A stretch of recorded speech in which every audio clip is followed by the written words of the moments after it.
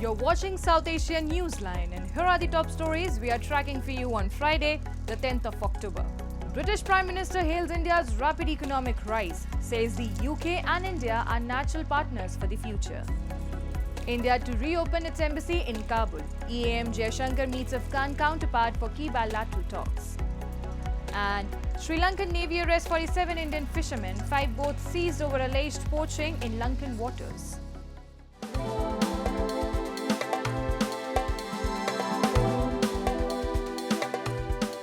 And now for all the details. British Prime Minister Keir Starmer on Thursday applauded India's economic growth and said that India is on track to becoming the third largest economy by 2028, an economic superpower in the making, and the United Kingdom is perfectly placed to be partners on that journey. Starmer further added that UK is one of only 3 countries in the world with a $1 trillion tech sector, and India is poised to be the 4th. We are opening up new opportunities in India for British businesses, opportunities that other countries simply do not have. It has given us a unique edge. I have come here this week leading our biggest trade delegation to India ever to follow through on this deal, he added.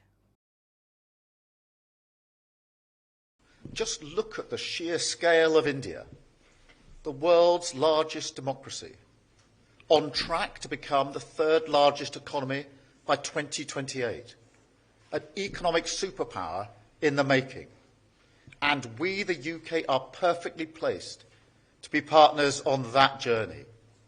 We want to build the sectors and the skills of the future together. The visit of UK Prime Minister Keir Starmer to India concluded with a comprehensive list of 12 key outcomes, marking a major step forward in bilateral cooperation across technology, education, trade, climate, health and research.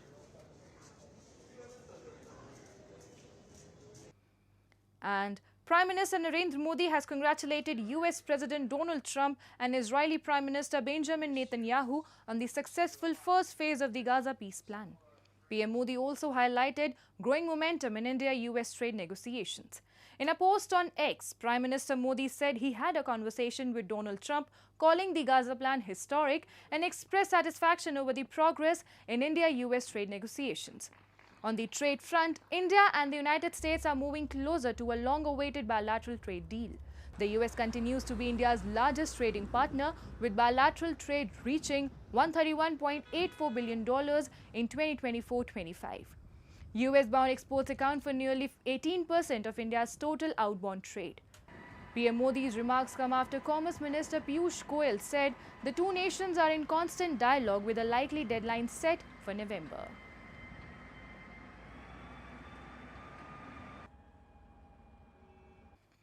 And in a strong rebuttal at the United Nations General Assembly, India has reaffirmed that Jammu and Kashmir remains an integral part of its territory. Responding to Pakistan's baseless claims, Lok Sabha MP PP Chaudhary addressed the UN, dismissing Pakistan's statements as baseless and accusing Islamabad of misusing global platforms. Chaudhary, leading India's delegation at the 3rd committee debate, firmly stated that Jammu and Kashmir remains an integral and inalienable part of India. With tensions at the UN continuing, India's firm stand on Jammu and Kashmir, coupled with its development achievements, sends a strong message to the international community. Madam Chair, it is deplorable that my delegation has to respond to the falsehood and propaganda peddled by Pakistan. We reject the baseless and distorted remarks on Union territory of Jammu and Kashmir, an integral and inalienable part of India. Pakistan continued to display its utter lack of respect for this august forum by misusing the principle of self-determination to further its narrow political ends. As recently as October 2024, a country that regularly rigs its election, jailed its popular leaders, bombed its population, and is presently brutally suppressing popular protests should be ashamed to point fingers at others. The truth is, Pakistan is diverting focus from the failed state it is. Nothing short can be expected from a country that its own army chief characterized as a dump truck. Moving on. In a significant diplomatic move, India's External Affairs Minister S. Shankar, during the bilateral meeting with Afghan Foreign Minister Amir Khan Muttaqi, announced that India will reopen its embassy in Kabul that was shut for 4 years ago. In his remarks during the meeting held on Friday, Jaishankar touched several aspects of the Indo-Afghan ties, ranging from development partnership to cricket. India expressed appreciation towards the invitation of Afghanistan for exploring mining opportunities in the country, noting that it can be discussed further. Excellency, we have a common commitment towards growth and prosperity. However, these are endangered by the shared threat of cross-border terrorism that both our nations face. We must coordinate efforts to combat terrorism in all its forms and manifestations. We appreciate your sensitivity towards India's security concerns. Your solidarity with us in the aftermath of the Pahalgam terrorist attack was noteworthy. Afghanistan's foreign minister said that the Islamic Emirate would never allow any forces to threaten or use its territory against other nations, as he reaffirmed Kabul's commitment to regional peace and cooperation during talks with Jaishankar. Muttaqi arrived in New Delhi on Thursday on a week-long visit to India. His visit from October 9 to 16 marks the first high-level delegation from Kabul to New Delhi since the Taliban took control of Afghanistan in August 2021. हम जैसे हिंदुस्तान के साथ अच्छा ताल्लुकात चाहता है, पाकिस्तान के साथ भी अच्छा ताल्लुकात चाहता है, लेकिन ये ताल्लुकात दोनों तरफ से हो सकता है, एक तरफ से तो नहीं हो सकता है। इसलिए हमारा ख्वाहिश ये है कि ऐसा गलती को तकरार नहीं करना चाहिए। अफगानियों का हौसले नहीं आजमाया, उसको ज्यादा छेड़ना अगर लोग करता है तो वो एक बार अंग्रेज से पूछे, फिर सोवियत यूनियन से पूछे, फिर अमेरिका से पूछे, फिर नाटो से पूछे, ताकि वो आपको थोड़ा सा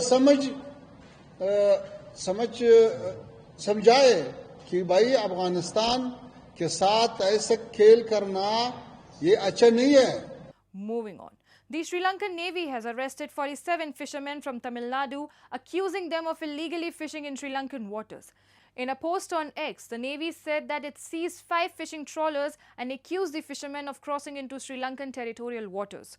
Tamil Nadu Chief Minister M.K. Stalin has now written to India's External Affairs Minister S. Shankar, urging action. The fishermen, along with their boats, were taken to northern Sri Lanka, where they are expected to face legal proceedings. This arrest follows a similar incident last month when 12 Indian fishermen were detained near Jaffna. The issue of Indian fishermen being detained by Sri Lanka is a long-standing one, with both nations at odds over the maritime boundary in the Park Strait.